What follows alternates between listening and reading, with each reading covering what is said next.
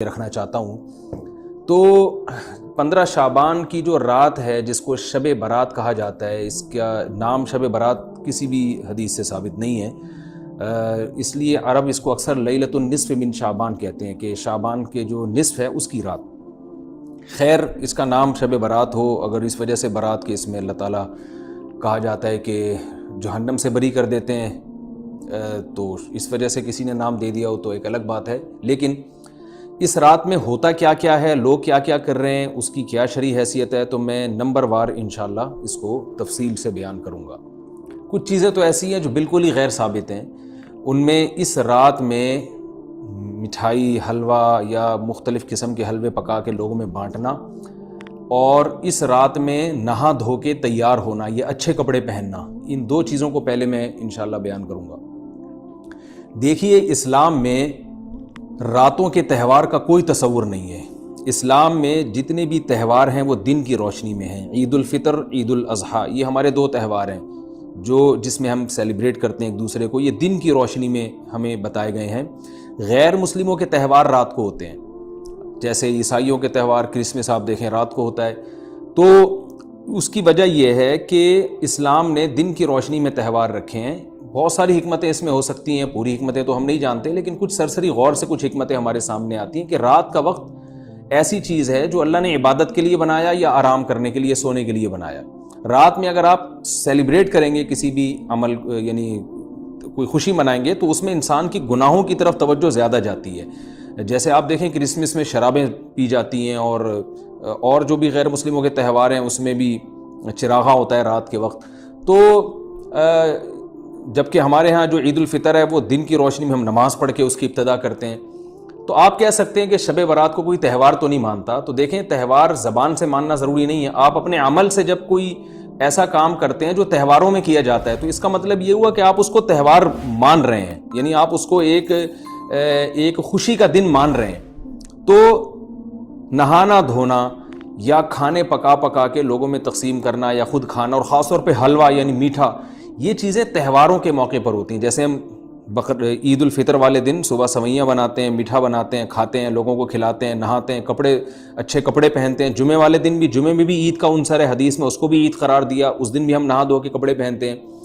تو جو لوگ 15 شعبان کی رات کو نہاتے دھوتے ہیں، اسپیشلی اس رات کو کہ بھئی آج کوئی تہوار ہے یا آج کوئی خوشی کا دن ہے، اور مٹھائیاں کھاتے ہیں یا حلوے پکاتے ہیں، تو وہ زبان سے اس کو تہوار نہ بھی کہیں، اپنے عمل سے یہ بتاتے ہیں کہ یہ تہوار ہے، جبکہ یہ تہوار نہیں ہے۔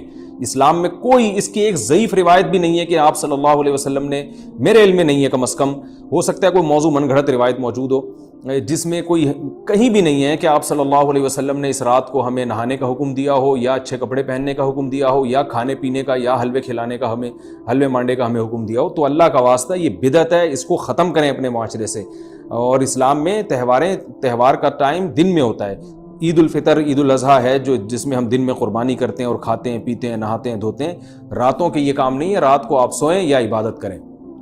تو ایک چیز تو یہ تھی جو میں بتانا چاہ رہا تھا۔ دوسری چیز، اس رات کو قبرستان جانا۔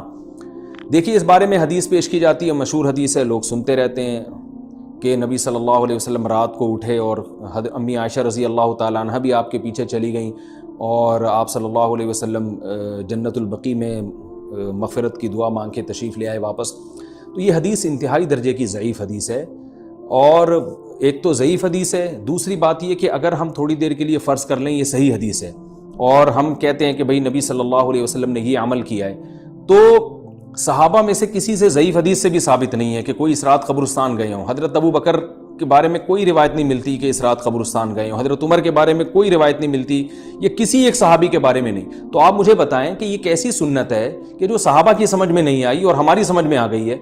تو مشرکین مکہ یہ کہا کرتے تھے، لو کان خیرن ما سبقونا الیہ، قرآن مجید کی آیت ہے کہ اگر یہ اسلام میں کوئی خیر ہوتی تو یہ صحابہ ہم سے پہل نہ کرتے۔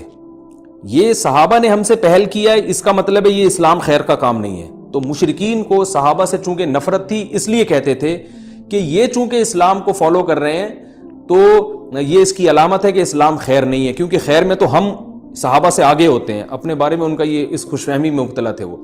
لیکن ہماری رائے کیا ہے؟ ہم یہ کہتے ہیں کہ لو کان خیرن لسبقونا الیہ، وہ کہتے تھے لا سبقونا، ہم کہتے ہیں لسبقونا، کہ اگر کوئی بھی خیر کا کام ہے تو صحابہ ہم سے ضرور اس میں پہل کریں گے. یہ ہو نہیں سکتا کہ خیر کا کام وہ ہم کریں اور صحابہ نے.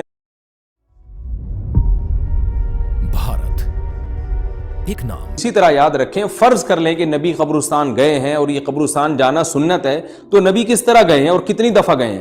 نبی رات کو چپکے سے اٹھ کے گئے ہیں، کوئی کسی کو آپ نے جمع نہیں کیا، کسی کو بتایا تک نہیں، جو اس حدیث سے پتہ چل رہا ہے ہمیں، اگرچہ یہ ضعیف حدیث ہے لیکن فرض کر لیں یہ صحیح ہے. تو کہیں پتہ بھی نہیں چل رہا، چپکے سے قبرستان گئے اور چپکے سے واپس آئے، اور پوری زندگی میں ایک دفعہ گئے. جبکہ ہمارے ہاں ہر سال قبرستان میں لوگ جا رہے ہیں، جب بھی شب برات آتی ہے لوگ قبرستان جاتے ہیں ہر سال. نبی ایک دفعہ گئے اور آپ ہر سال جا رہے ہیں.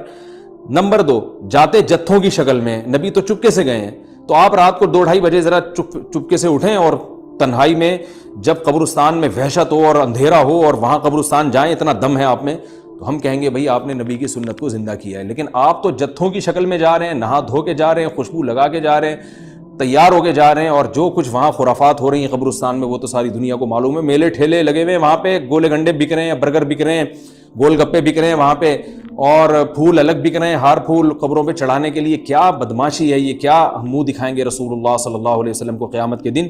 آپ کے سامنے کیا وہ حدیث نہیں ہے کہ نبی صلی اللہ علیہ وسلم نے فرمایا کہ روایت میں آتا ہے کہ کچھ لوگ قرب میدان حشر میں آئیں گے تو ان کے چہرے ایسے ہوں گے جیسے میری امت کے چہرے ہوتے ہیں، میری امت کی شکل ہوتی ہے. حدیث کا مفہوم میں بیان کر رہا ہوں.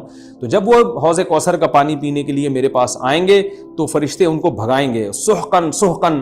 تو آپ صلی اللہ علیہ وسلم پوچھیں گے یہ تو میری امت ہے، آپ تو فرشتے کیا کہیں گے کہ یہ آپ کی وہ امت ہے جنہوں نے آپ کے دنیا سے جانے کے بعد دین میں ایسی چیزیں ایجاد کر لی تھیں جن کا آپ نے حکم نہیں دیا. تو آپ کیا فرمائیں گے؟ سحقن سحقن، دور کرو ان سے. تو ایسا نہ ہو کہ ہم قیامت کے دن رسول اللہ صلی اللہ علیہ وسلم کی شفاعت سے محروم ہو جائیں. تو اللہ کا واسطہ قبرستان مت جائیں اس رات، گھر میں بیٹھیں آرام سے، یہیں بیٹھ کے میت کے لیے مغفرت کی دعا کریں. اور اگر